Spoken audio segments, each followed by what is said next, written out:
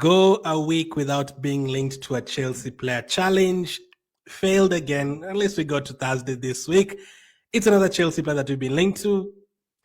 Now, listen, we'll talk about Madueke. We'll talk about other transfer news as well. But listen, I don't know what to believe anymore when it comes to us being linked to Chelsea players.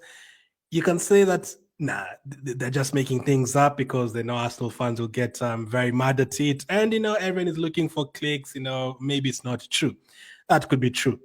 But it's also very hard not to believe it when we've literally been signing Chelsea players for almost 2 decades now, all the way back to William Gallas. And it literally seems every single transfer window we have to sign a player from Chelsea. Now, this time it might not be one, it might be 2 of them. Because Kepa, we've already been told that Kepa is basically a done deal from Chelsea to Arsenal. We will sign a backup goalkeeper from Chelsea.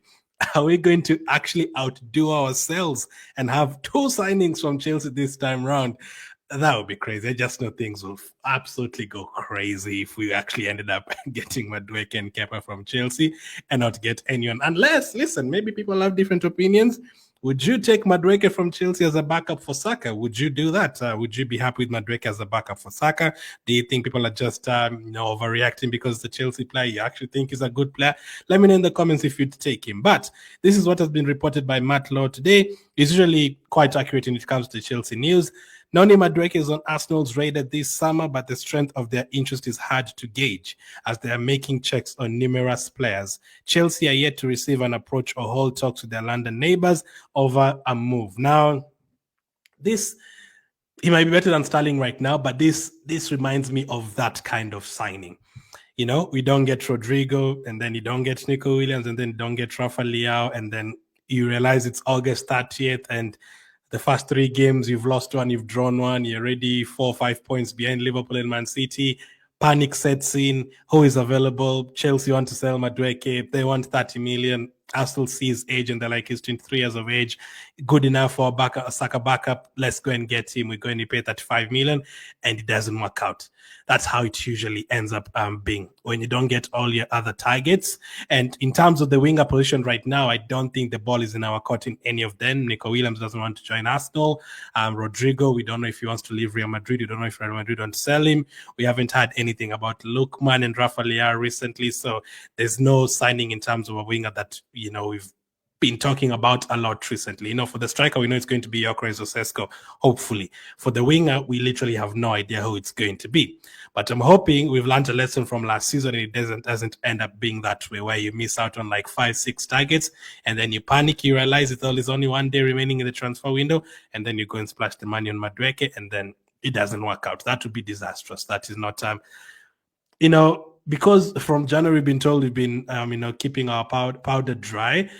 I'm trying to believe that surely we are not keeping our powder dry, to pay 30 million for Atkins and pay 30 million, 40 million for Madueke. I'm hoping that is not the case. I'm hoping we're keeping our powder dry to go for players like Victor Gyökeres, to, go for players like, for me, players like Morgan Rogers, who's been very good the last couple of seasons.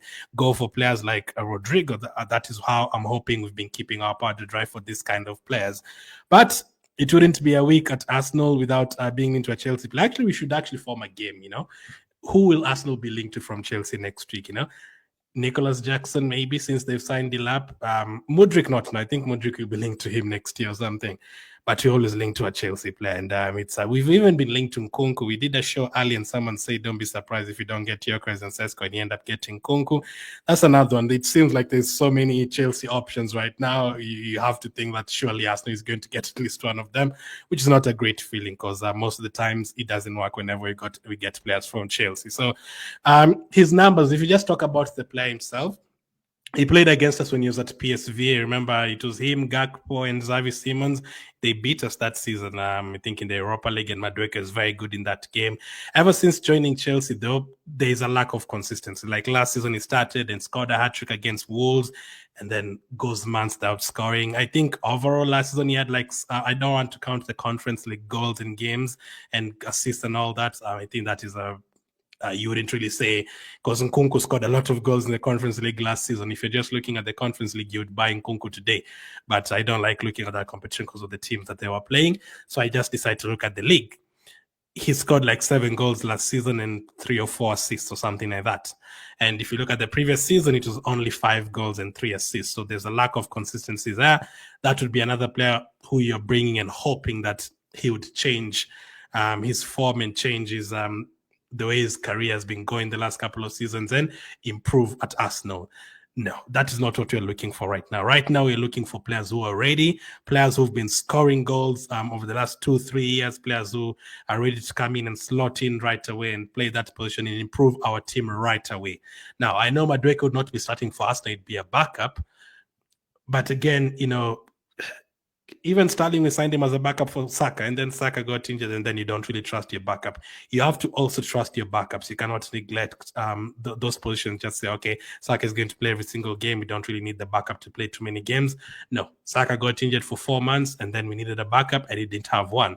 You have to have backups there that you trust that you would play if that player is injured, Kudus is also, I'm hearing Kudus could be sold by West Ham. They want around 50 million. If you have Kudus on the bench, I don't think it's wise to go for a backup for Saka before going for a striker and a left winger. Those should be your first 2 signings. But if you have the money and you have Kudus as a backup, if Saka needs to be rested, you'd be like, okay, yes, Kudus absolutely fine for the next 2 games. You can play him. If Saka is not delivering on the pitch and you need someone to come off the bench, you can trust someone like a Kudus to come in. If even Rodrigo, if he's there, can play on the right side. You can trust a player like that, If you need someone to add to the team to play next to the striker and to Havertz, to Odegaard, to Saka, someone to help out from the bench, you can bring on someone like a Kudus and you'd be like, okay, I don't know if you would, Arsenal fans, all of us, I don't know if you would be confident that, okay, today there's no Saka and there's no Odegaard. We have Noni filling in for Odegaard, great player, but we also have Madueke coming in on the right side. Would you be really, happy with that? I don't think so. You have to also look at the teams you're playing and the teams you're competing with. Liverpool can take off Luis Diaz and bring on Jota. They have players, they really have top players up front, and we've not mentioned Gakpo and Salah and all these guys, and they're going to add to it next season. They could afford to take off Gakpo and bring on Vats to slot in that number 10 position. They can have Gakpo coming on the left side for Luis Diaz if he's still there, and there's other players that they're linked to. So you need players who can come on and you feel like, okay, this is good.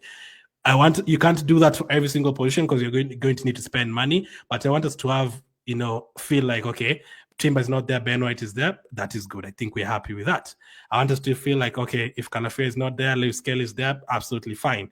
Declan Rice is not there. We can have Zubimendi playing there for this game, no problem.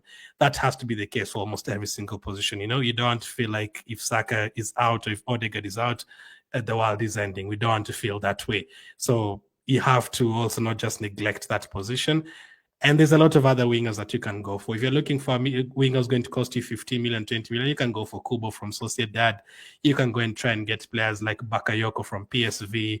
Those are still players that you can get. Those are still players that that would do the job for you. Doesn't really have to be. And if Chelsea are willing to give him a Madueke, you also have to ask yourself questions. That's just it. So, and by the way, I don't think he's a totally crap player.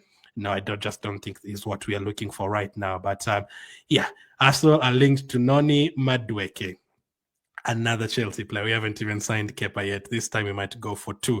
That's crazy. That's really crazy. Next up,